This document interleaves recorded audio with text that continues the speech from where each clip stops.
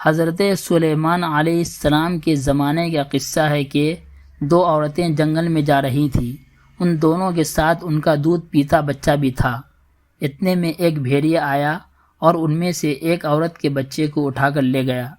جس کے بچے کو بھیڑیا اٹھا کر لے گیا تھا، اس عورت کو خیال آیا کیوں نہ میں دوسری سے اس کا بچہ چھین لوں۔ پھر کیا تھا، اس نے اس سے جھگڑنا شروع کر دیا کہ بھیڑیا تمہارے بچے کو لے گیا ہے نہ کہ میرے بچے کو۔ بالآخر دونوں فیصلے کے لیے حضرت سلیمان علیہ السلام کے دربار میں پہنچی۔ حضرت سلیمان علیہ السلام نے دیکھا کہ دونوں عورتیں ایک ہی بچے پر اپنی ملکیت کا دعویٰ کر رہی ہیں، تو آپ نے ایک چھری منگوایا اور فیصلہ یہ سنایا کہ میں اس بچے کے 2 ٹکڑے کر دیتا ہوں، دونوں عورتیں ایک ایک ٹکڑے لے لو۔ تو ان میں سے ایک نے اس فیصلے سے اتفاق کرتے ہوئے کہنے لگی، ٹھیک ہے، میں اس فیصلے سے راضی ہوں۔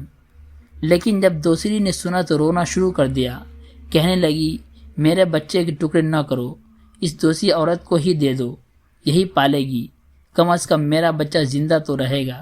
حضرت سلیمان علیہ السلام سمجھ گئے کہ بچہ اسی کا ہے، لہذا آپ نے بچے کو اس عورت کے سپرد کر دیا، کیونکہ کوئی بھی ماں نہیں چاہے گی کہ اس کے بچے کے ٹکڑے کر دیے جائیں۔